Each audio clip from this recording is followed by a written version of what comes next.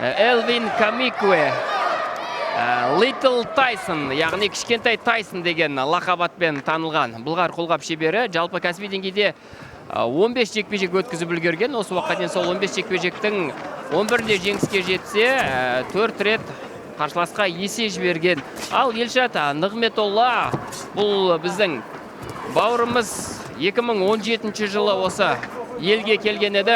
Қытайда дүниеге келген. 2017 жылы дүниеге Қазақстанға келіп, осы елдің атынан өнер көрсетсем, осы Алаштың абыройын асқақтатсам деген бір арманмен елге келген еді. Мінекей енді сол арманына жетуге бір табан жақын. Жалпы кәсіби деңгейде 23 жекпе-жек өткізіп үлгерген Елшат. Сол 23 жекпе-жектің 21-не жеңіске жетсе, 2 рет қарсыласына есе жіберген. Жасы 30-да. Тамаша, мінекей. Қазақстанға келген кезде Елшат Сағатбек Мұсахановтың қол астында жаттықты біраз уақыт. Содан кейін мінекей қазір Ерфен промоутер компаниясымен келісімшартқа отырғаннан кейін бапкерінде ауыстырған екен. Қазір Сағадат Рахманқұлды көріп отырмыз.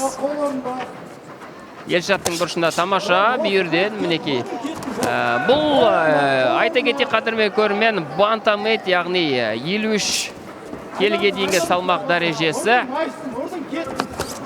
Ал бұл салмақ дәрежесінде Елшат Нығметолла әлемдік рейтингте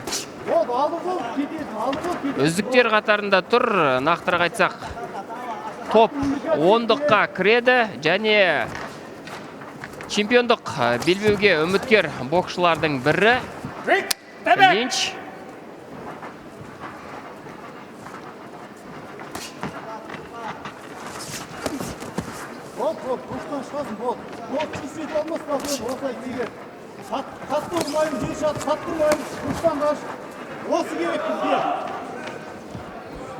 Қазір бұрышындағы бапкерлердің нұсқаулығын өте дұрыс орындап жатыр Елшат Нығметолла. Әзірше бір соққыларға салынып жатқан жоқ. Тамаша, мінекей, аяқта қимыл қозғалысы жақсы. Өте жақсы. Қарсыластан қашып кете алды. Бұл жерде джеб, мінекей, алдың қолмен қазір Елшат Нығметолла. Тамаша, мінекей, сол қолмен жасаған оверхенд соққысы қарсыласқа дөп тиді. Әлі қаттырудың қажеті жоқ бұл жерде. Керемет қойылған тактика. Алғашқы раундта жай қарсыластың осал тұстарын бағамдап зерттеуге арналған секілді. Соған қарағанда сонымен алғашқы раунд аяқталды бізде. Little Tyson және Казах Warrior арасындағы керемет жекпе-жек. Айта кетейік қадірмен көрермен, бұл RD промоутер компаниясының ұйымдастырып жатқан бокс кеші және main event бізде.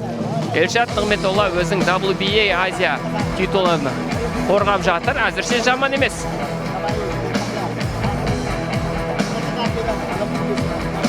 Ну что ж, друзья, завершился первый раунд нашего сегодняшнего заключительного поединка вечером профессионального бокса от промоутерской компании RD Promotions. На кону титул чемпиона Азии по версии WBA, которым владеет Елшат Нығметолла. 21 победа, из которых 8 нокаутом и 2 ничьи в активе казахстанского боксера. Сегодня ему противостоит филиппинец Элвин Камикю. 11 побед, из которых 6 нокаутом и 4 поражения. 28 лет Элвину и 30 Елшату. Он из города Лебак Султан Кударат, если быть точнее, из Филиппин. И накануне на пресс-конференции, кстати, состоялся интересный такой момент. Журналисты спросили его о спаррингах против Нонита Донера. Он сказал, что работал с ним в парах, но не стал раскрывать свой план на бой против Елшата, сказав, что сегодня будет удивлять своими действиями на ринге. Видимо, достаточно таким резким, хорошо передвигающимся по рингу. Чаще первым номером работает. А вот в углу Ильшата мы видим Сагадата Рахманкула, известного в прошлом казахстанского боксера, и Имида Тохтасуна, титулованный казахстанский в прошлом спортсмен, функционер, менеджер, мастер спорта международного класса. В целом Имид Тохтасун большой мастер единоборств, восточных единоборств, выступал по многим спортивным боевым дисциплинам, где добивался успеха, становился победителем крупных международных турниров. И вот в последние годы он удачно совмещает тренерскую и менеджерскую деятельность. Очень много спортсменов непосредственно при его участии завоевывали большие международные призы, награды, уезжали за океан и там добивались успехов. Вот он сегодня также в углу Ильшата. Последний год он с Ильшатом непосредственно работает как тренер и как его персональный менеджер.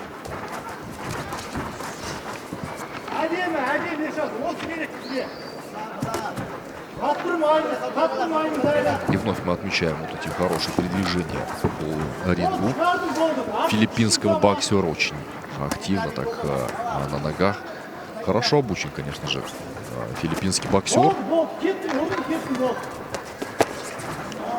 Жесткий, крепкий.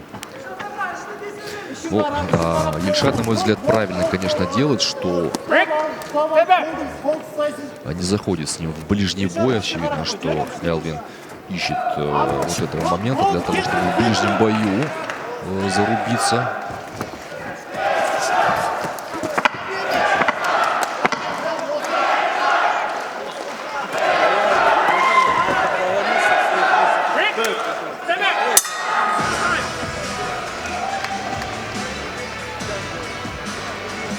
Но пока по прошествии вот этих двух раундов тяжело давать однозначную оценку тому, кто сейчас лидирует. Плюс-минус, конечно же, очень равный бой. Без такого большого количества прям ярких эпизодов, запоминающихся. Но, тем не менее, у нас еще впереди 8 раундов по плану. Только третий наступает.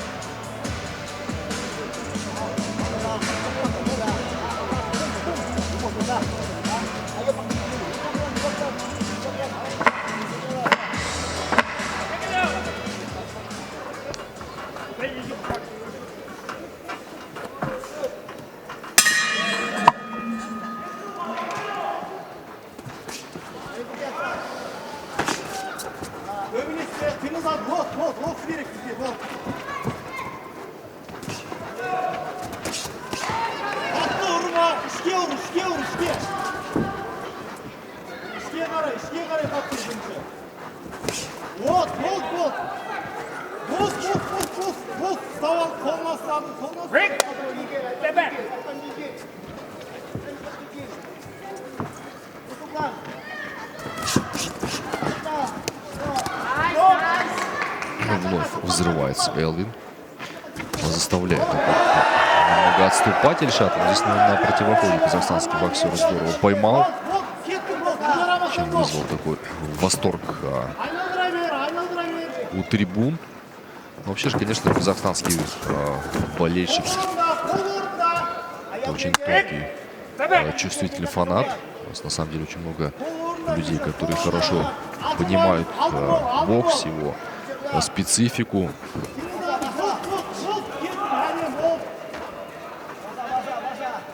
И очень трудно казахстанского фаната обмануть.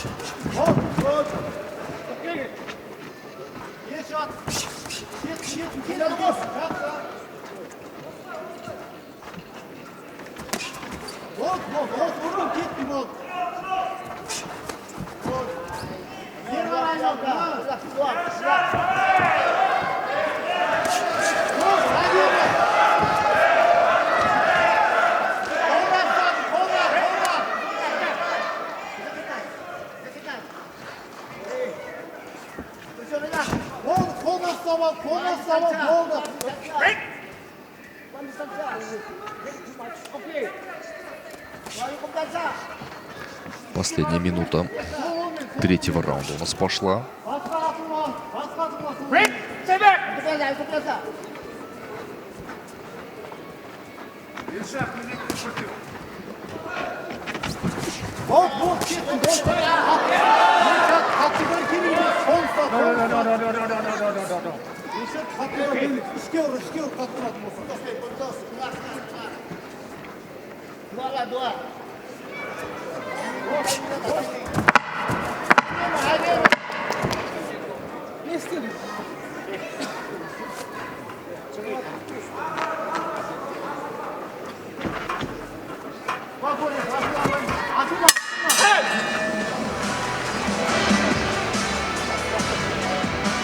Итак, третий раунд завершается.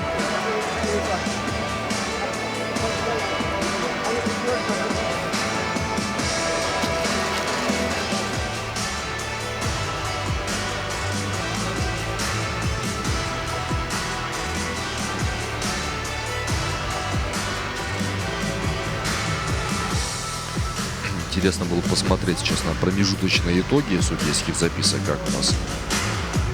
Пока вы оценим то, что произошло в первые 3 раунда.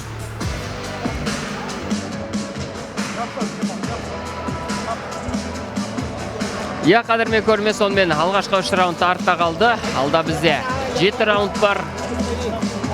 Әзірше жаман емес. Елшат бұрышындағы бапкерлердің тактикасымен толыққанды жұмыс істеп жатыр. Жойқын соққыларын әлі дартуды бастаған жоқ. Қарсыластың осал тұсын тапқандай қазір Елшат Нығметолла енді барынша бірінші номермен жұмыс істеп, ара қашықтықты жақындатпау керек. Қарсыласты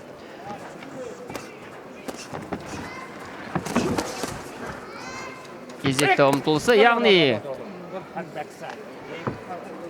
кішкентай Тайсонның тактикасы түсінікті. Ол әрине Тайсон сияқты ара қашықты жақындату және жақын ара қашықта жұдырықтасуға тырысады. Тамаша қазір Елшат Нығметолланың керемет шабуылы, соққылары. Өте сауатты жұдырықтасуда қазір Елшат. Соққыларын тартады, қашып кетеді, мінекей, немесе клинчқа кіреді. Осылайша қарсыласты шаршатуға барынша тырысып жатыр. Тамаша апперкот, мінекей. Аяқта қимыл қозғалыс қараңыздаршы, қазір Элвин Камикуэ үлгермей жатыр. Елшаттың артынан жүріп, мінекей. Мұндай кездерде ұстап алады қолдарынан. Жалпы қадірме көрмен айта кетейік, бұл бантамейт, яғни жеңілірек салмақ, мінекей, алдың қолының соққылары тамаша, арт қолмен де бір соққысын жақсы дарталды қазір Елшат. 53 келіге дейінгі салмақ дәрежесі. Жалпы енді әлемдік деңгейді алатын болсақ, бұл салмақта чемпиондарға тоқтала кетейік. 4 білдей белді тұжын бар екен білесіздер. Тамаша, мінекей, сериялы соққысы Елшаттың. Артқы қолдың соққыларын қоса бастады. Мінекей, апперкот бұл жерде. Клинчте жасаған соққылары. WBA тұжын бойынша бізде 2-1 чемпион бар. Екеуі де уақытша чемпион. Антонио Варгас уақытша чемпиондық белбеудің егері, және Ноните Донейр бар. Бұл да филиппиндік боксшы, дәл осы Элвин Камикуэның жерлесі. Бұл да осы қазан айында, нақтырақ айтсақ, маусым айында осы чемпиондық, уақытша чемпиондық белбеуді жеңіп алған еді.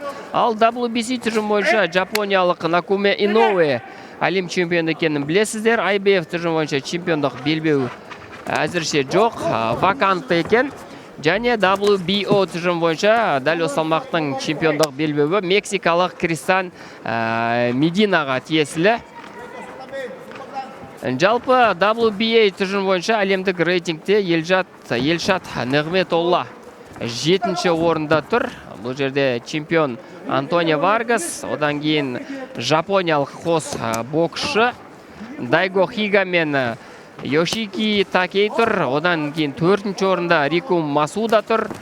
Дәл осы WBA тұжымының рейтингде 5-ші орында Андрей Бонилла тұр. Америкалық бұлғар қолғап шебері. Және 6-ші орында Мишель Анджелетти тұр. 8-ші орын осы Елшат. 7-ші орын Елшат Нығметоллаға тиесілі. Жалпы қадірмен көрермен бұл салмақтағы рейтингтің барлығында жапон боксшылары тұрған аңғардық. Демек, келесі қарсыластар осы Елшаттың жеңіске жетіп жатса, осы жапон балуандарының, жапон боксшыларының бірі болуы әбден мүмкін. Тамаша, мына жерде Елшат Нығметолла 2-ші номермен өте тактикалық тұрғыдан сауатты жекпе-жек өткізуде. К 5-му раунду. Я предлагаю дать шуму и дать энергию для наших спортсменов. Сонымен бізде 5-ші раунд.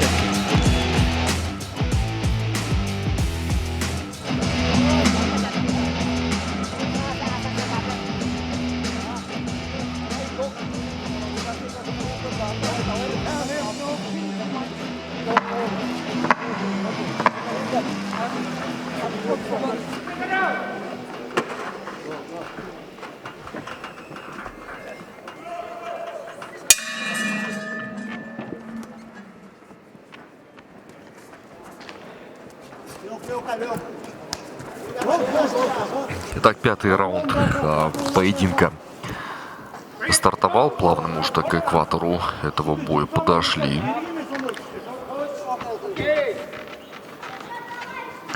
Очень ровный, плотный бой. Знаете, один темп очень хороший, высокий. Боксеры держат с самого начала этого боя. И он здорово взрывается, несмотря на то, что уже 4 раунда позади. Вот посмотрите, какая стартовая скорость у него хорошая. Такая же практически, как у него и в первом раунде, когда он резко взрывался и наносил удары сериями, при этом заставлял Ельшата пятиться назад. Вот вновь Ельшату приходится с дистанции работать, по большому счету.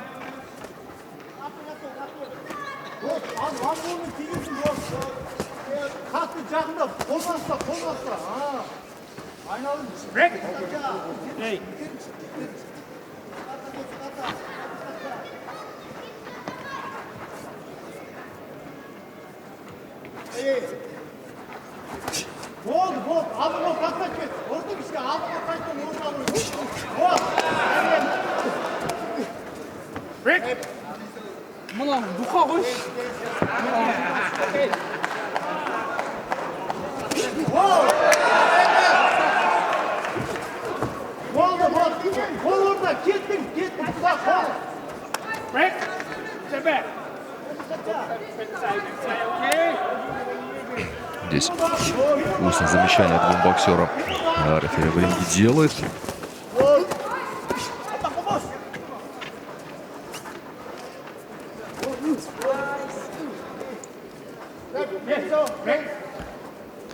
И пошли последние секунды 5-го раунда.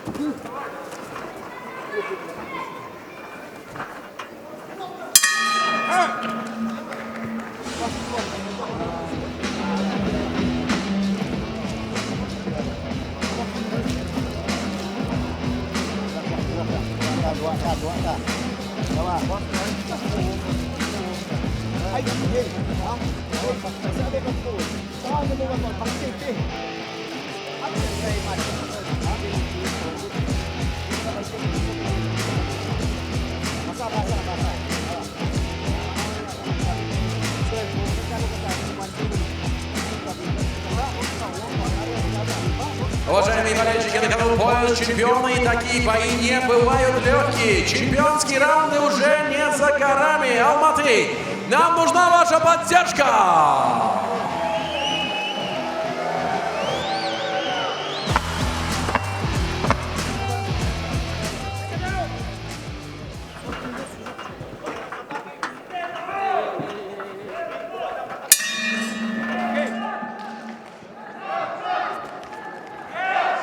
Сонымен 6-шы раунд мінекей.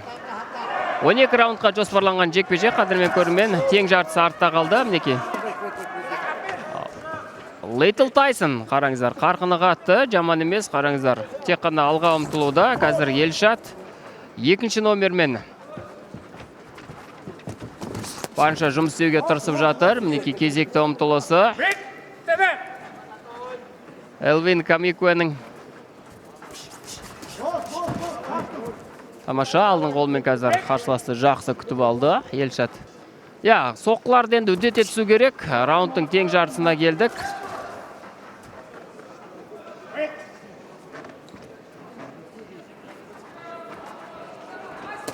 Тамаша апперкот мінекей, қараңыздар.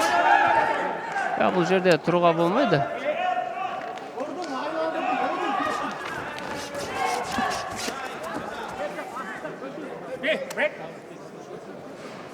Қазір Елшаттың қабағын ісіп кеткен көріп отырмыз.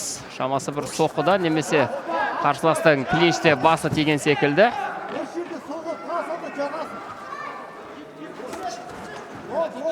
Аяқта қимыл қозғалыс сөзсіз жақсы Елшаттың. Тамаша, мінекей есеңгірегендей көрінді. Бұл жерде бірақ ұсталып қалды. Қазір клинчке өзі кірді. Элвин Камикуэнің. Елшаттың аяқ қолы ұзындау қарсылас қарғанда, сол басымдықты барынша пайдалануға тырысып жатыр қазір.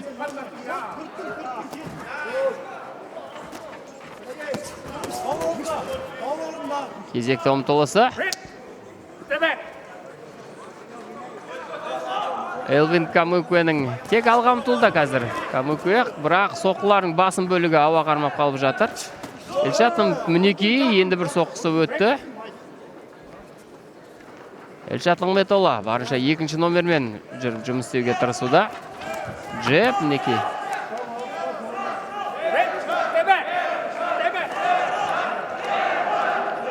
Бұның алдында біз тағы бір филиппиндік боксшының жекпе-жегін тамашаладық. Қадірмен көрермен.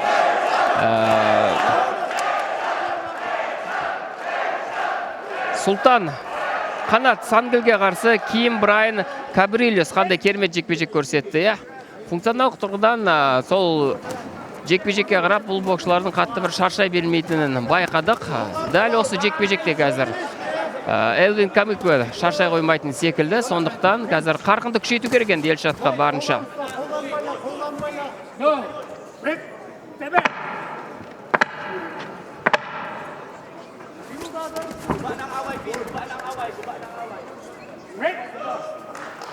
Сериал соққыларын қазір дөп тигізе алмады. Елшат қараңыздар. Сонымен 6-ші раунд аяқталды. Әзірше жаман емес енді. Нақты бір басымлығы бар деп айта алмаймыз. Дегенмен де қос боксшы өте тең дәрежелі деңгейде өнер көрсетіп жатыр. Тамаша, Елшаттың апперкоты бұл жерде дөп тиді қарсыласқа. Қараңыздар, бірден апперкот ұрды, артына шығып кетті. Елшат тактикалық тұрғыдан өте сауатты дайындалған екен. Назарларыңызда 6-ші раундтың жарқын сәттері.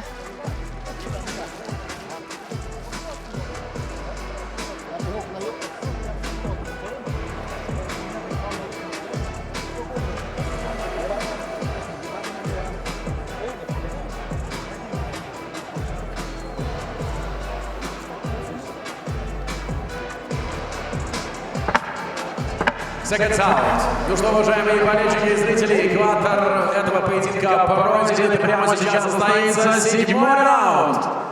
Поддержите спортсмена!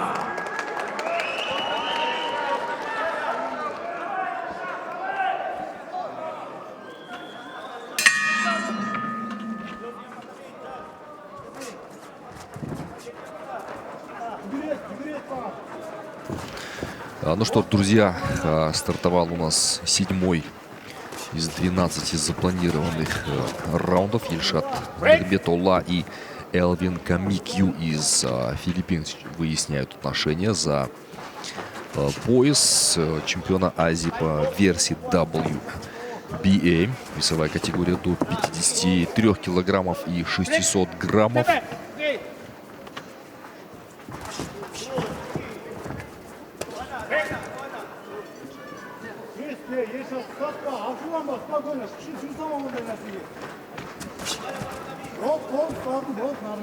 В углу Ильшата сейчас очень активно секунданты подсказывают. В частности, по-моему, это Сагадата голос мы слышим, который говорит о том, что нужно спокойнее работать, не поддаваться эмоциям.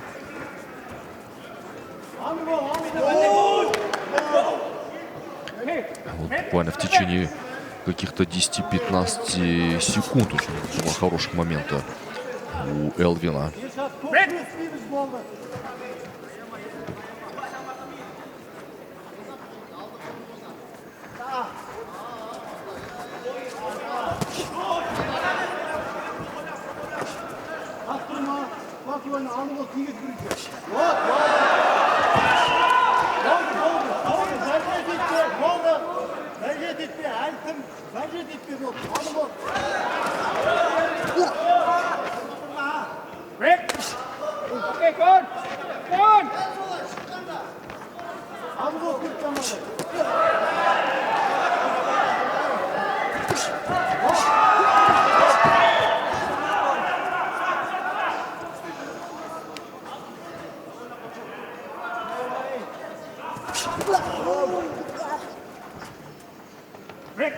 Неплохо такой размен ударами произвели Камикью и Ильшат Нигметолла.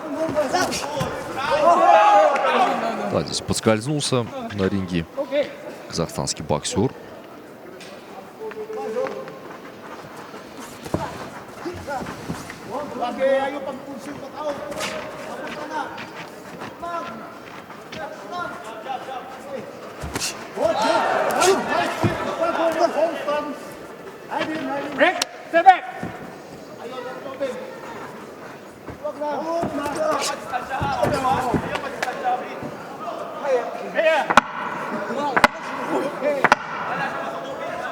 Призывает рефери здесь быстрее Камикью подняться. И последние секунды седьмого раунда у нас пошли. Седьмой раунд завершен. Немного пошутили друг над другом в концовке этой трехминутки. Камикью и Ильшат Нигметолла.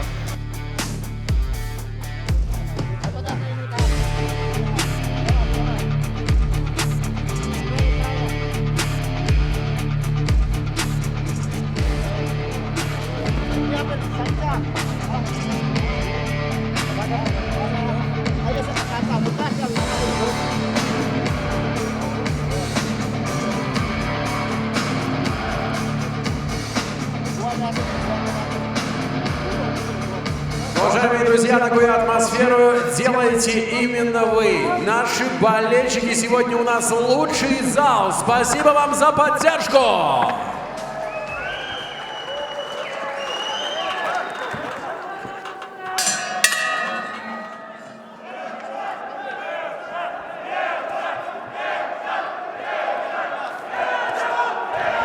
Сонымен 8-ші раунд.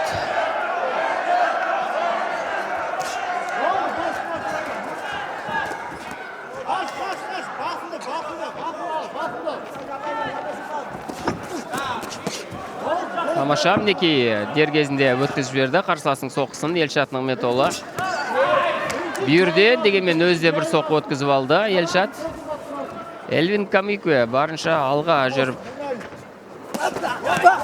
соққыларын дартуға тырысып жатыр.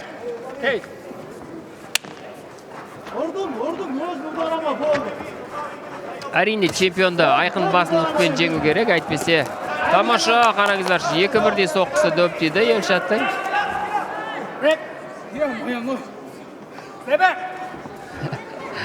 Ильшаттың қазір таңғалысын естідік.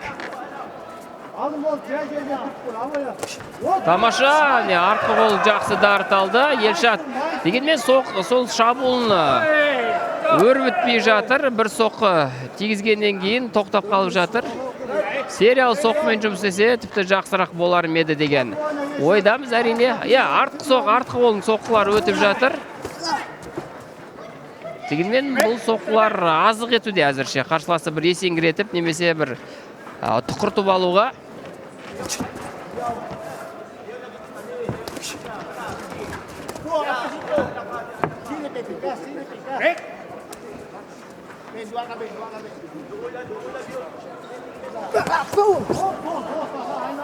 Соққыларын тамаша өткізіп берді қазір Елшат. Бүйірден неке.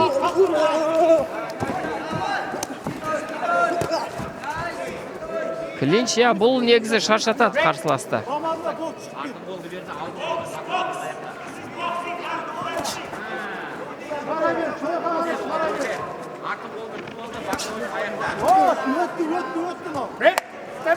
Жақсы бір соққысын өткізді Елшат қазір. Дегенмен соққы дартады, бірден арғарай клинчке кіріп кетіп жатыр Елшат. Бұл да бір тактика. Қарсыластың соққы жасауға мүмкіндік бермеуге тырысу десек болады, қараңыздар.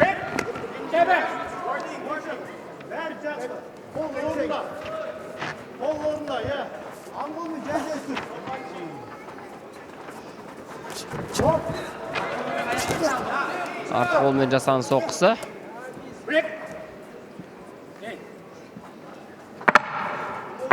Сегізінші раундтың соңғы секундтар сырғып өтуде.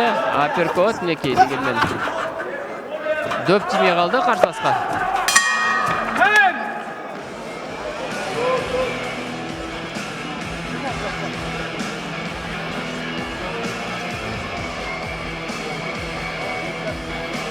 Чемпиондық раундтар басталады. Қазір бізде 9-шы, 10, 11, 12-ші раундтар бұл чемпиондық раундтар. Қадірмен көрінмен дәл осы раундта барын салу керек қазір.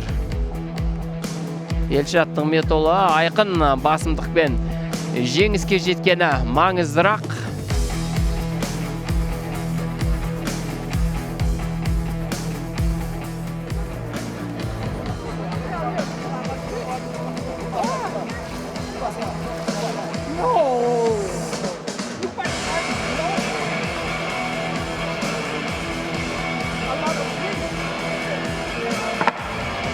Seconds out. Уважаемые друзья, мы все ближе к чемпионским раундам. Прямо сейчас состоится 9-й о том, раунд. что мы плавно приближаемся к чемпионским раундам.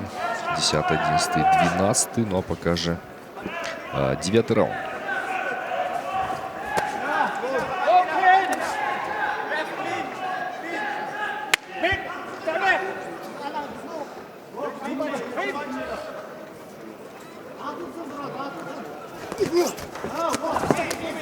Вперед идет Камикью.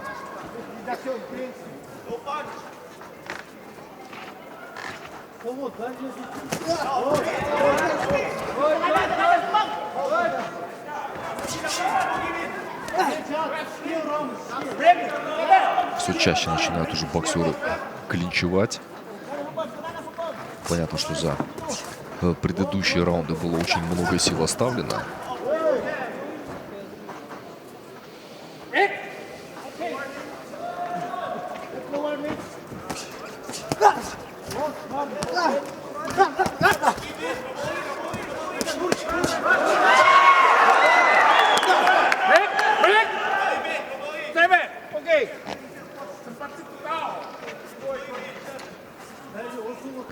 Хороший момент, в принципе, сейчас вот у Елшата был, когда Канатов зажимал своего соперника, но Камикью удалось из этого положения вырваться, и вновь он взрывается, пытается аналогичное действие уже сам провести.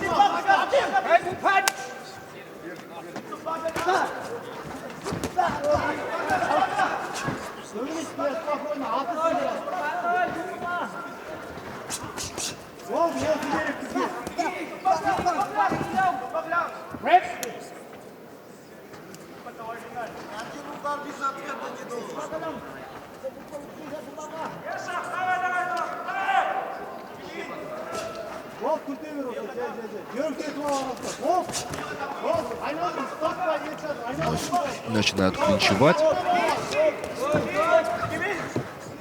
Нигметулла и Камикью.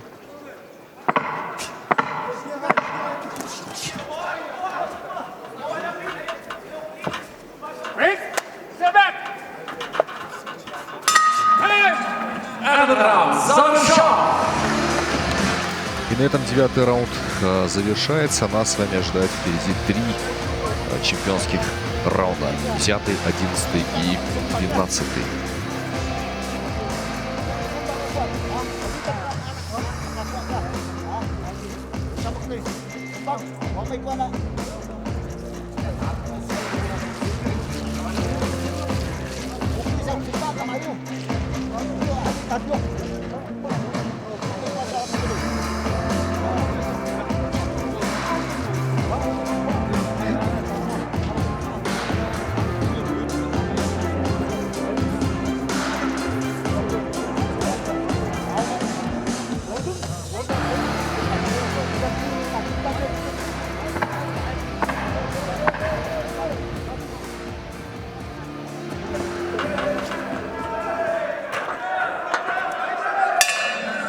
Десятый раунд.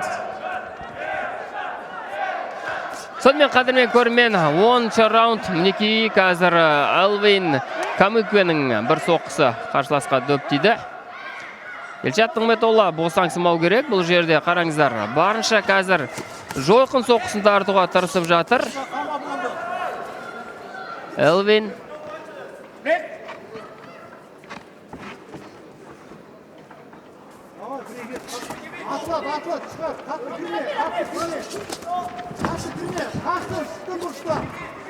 Елшатқа қазір барынша жақындатпау керек қарсыласты. Мінекей жақсы күтіп алды. Осылай қарымта соққылармен алға ұмтылған кезде джеб, алдыңғы қол және артқы қолдың соққысын қосу керек секілді. Әрине айтуға оңай, дегенмен алға ұмтылып жатыр қазір филиппиндік Тайсон.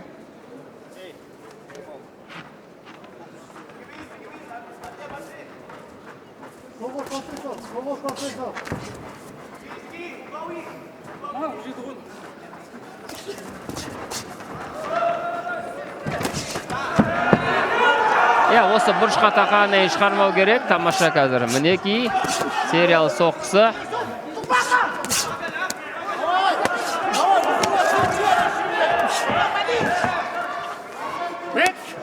Ыңғайсыз қарсылас арасында Елшатқа Элвин Камикю өте ыңғайсыз қарсылас екенін байқап отырмыз. Мінекей қараңыздар, Елшат соққы артқан кезде екі бірдей соққысын артып барып өзі бір соққыға ілініп қалды.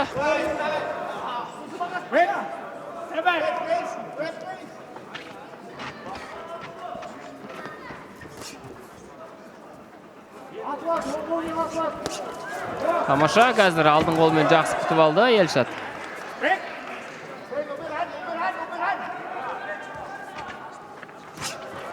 Джеб Ники.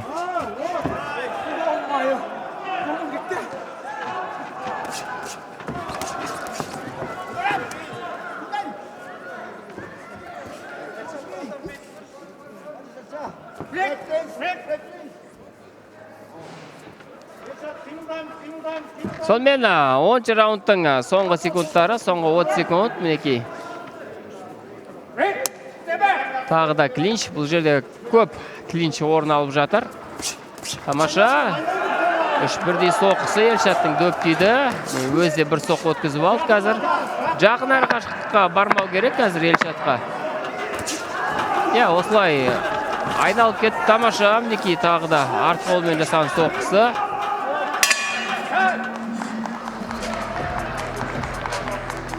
Мұрнан қан кетті бұл жерде Елшат Нығметолла. Соңғы 2 раунд мінекей 11-12 раунд. Шешуші раунд болатын секілді бұл жерде.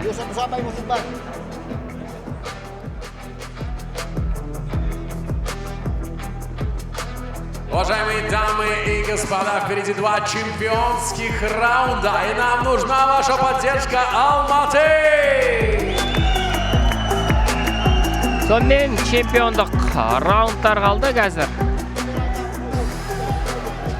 2 раунд енді барын салу керек Елшатқа. Бірінші номермен жұмыс істеп, барынша көп соққы тартуға тырысу керек.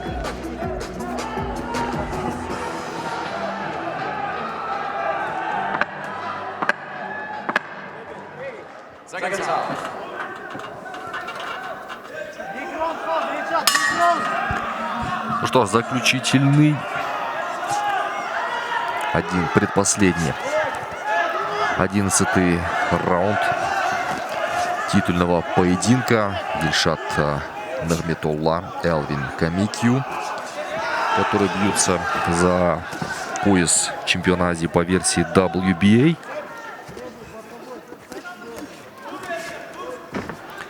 Очень жесткий, плотный, конкурентный поединок выдают и Элвин, и Елшат. Очень много сил они оставили в предыдущих 10 раундах. Но, несмотря на это, продолжают на высоких скоростях и встречных курсах этот бой вести.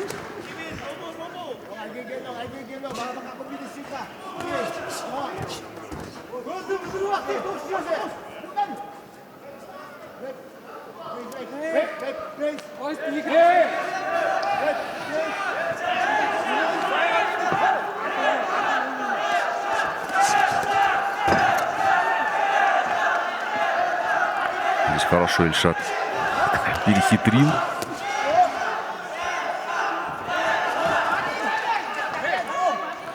В углу своего соперника.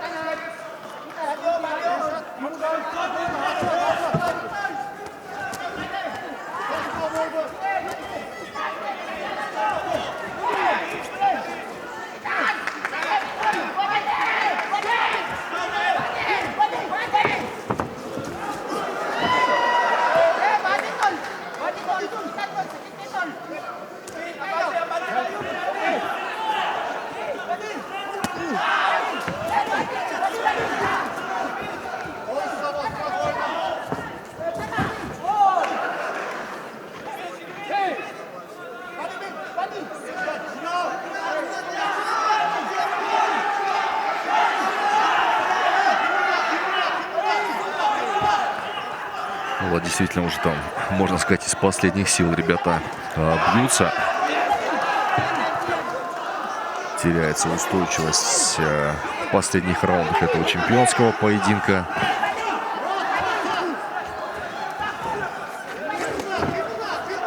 Но при этом рубятся.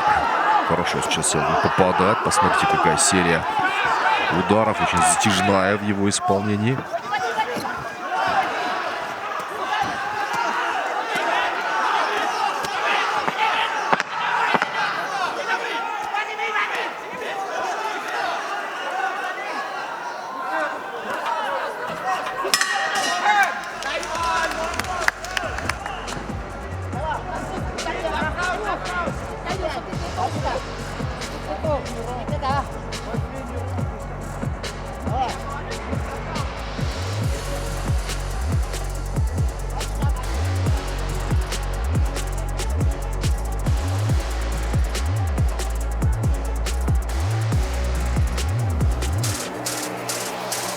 Уважаемые друзья, мне кажется, за 11 раундов наши спортсмены как следует разогрелись, и нас ждет 12-й фантастический раунд, заключительный.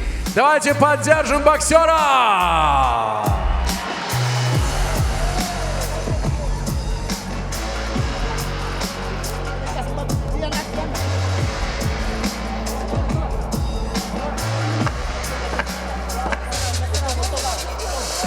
Seconds out, уважаемые секунданты, за канаты. Я сонымен қадірмен көрермен шешуші раунд қазір Елшатқа барын салу керек. Төрешілердің шешімі қалай болатынына беймәлім, дегенмен қараңыздар.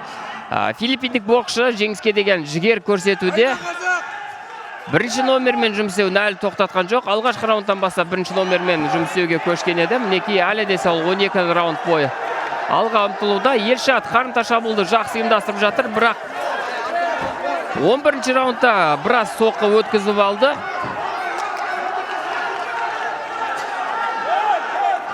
Барын салу керек қазір енді осы раундта.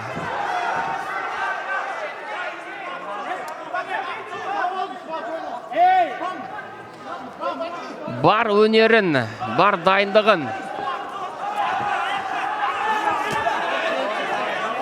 осы уақытқа дейін жиған терген салу тиіс қазір Елшат. Өзі де шаршап қалған секілді, аздап. Көп аяқта қимыл қозғалыс жасады.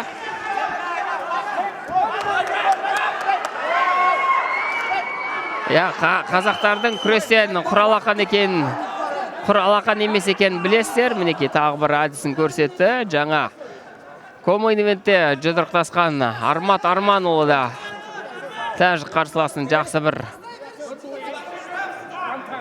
лақтырған еді. Мінекей енді Елшат Нығметолла да сол бір әдісті қайталағандай.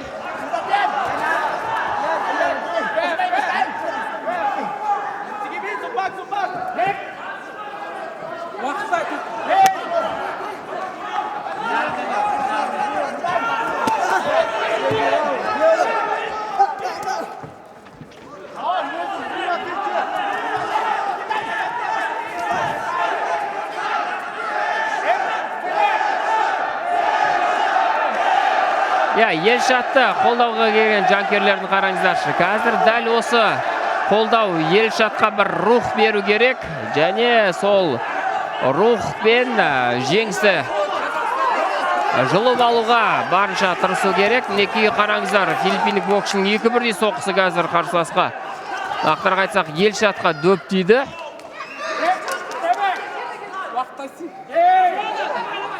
Арасында уақыт сұрап үлгеріп жатыр Елшат Нығметолла. Уақытқа қарамай Елшат алдыға басу керек бұл жерде. Соңғы секундтар, барыңды сал. Тамаша, мінекей 2-1 соққысы дөп тиді қазір.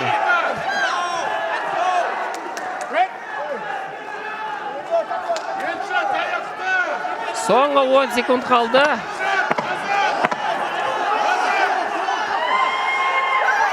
Қазір жұдырықтасуда қойған секілді екеуінде.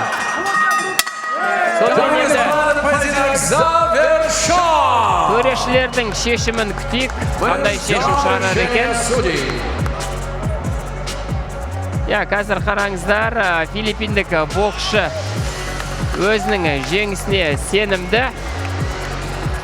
Дегенмен төрешілер не дер екен енді?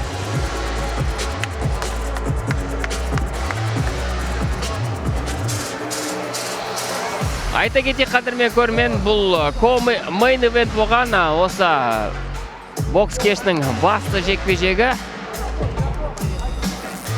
Санаулы сәттен кейін бұл жекпе-жектің нәтижесін білетін боламыз.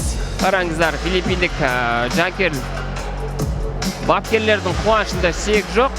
Және міне Қанат Сәңгілмен жұдырықтасқан филиппиндік боксшыны көріп отырсыздар. Бұл боксшы да дәл осылай қуанған еді. Өзінің жеңісіне сенімді болды, бірақ филиппиндік боксшы қарсыласқа есе жіберген болатын. Сонымен көрейік.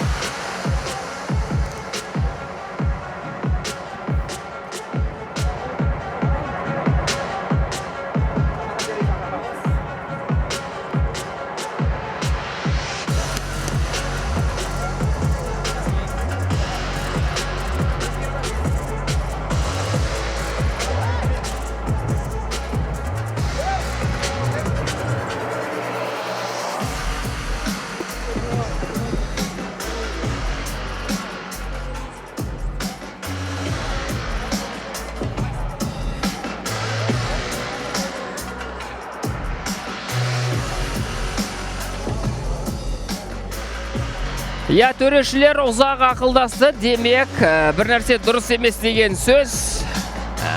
Бұндай жағдайда ұзақ ақылдасқанда төрешілердің шешімі екі ұдай болады, яғни екі жаққа жарылады деген сөз. Пікір көрегенді төрешілердің шешімін күтейік. WBA Азия чемпиондық белбеуі Қазақстанда қала ма жоқ әлде Филиппинге кете ме? Санаулы сәттен кейін біле жатамыз.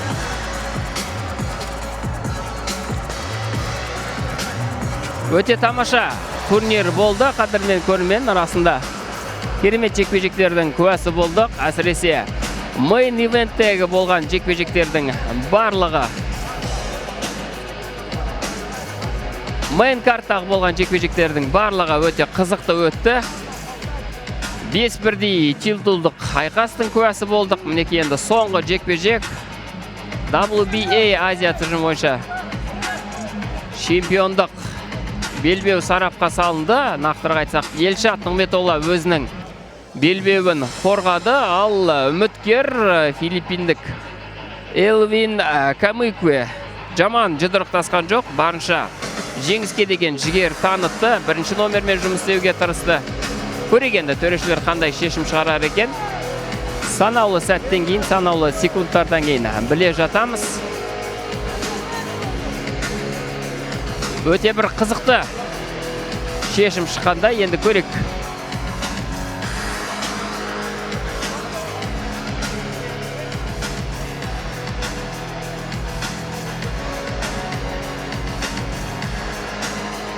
Төрешілер айта кете қадірмен көрермен, төрешілер шетелдік мамандар болды, сондықтан енді не жағдай болса да біз барынша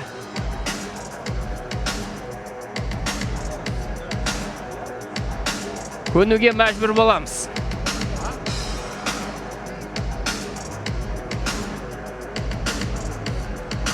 Сонымен санаулы сәттен кейін қазір ринг анонсер шаршы алаңға шығуы тиіс. Әлі нақтыланбаған секілді, шешім қандай болатын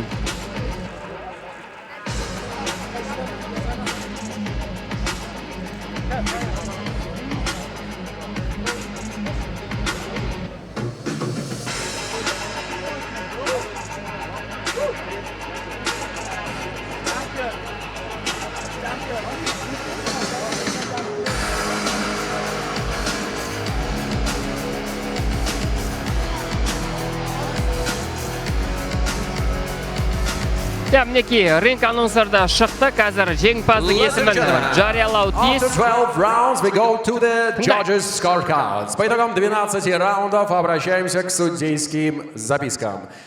Первый судья 114-114. First judge 114-114.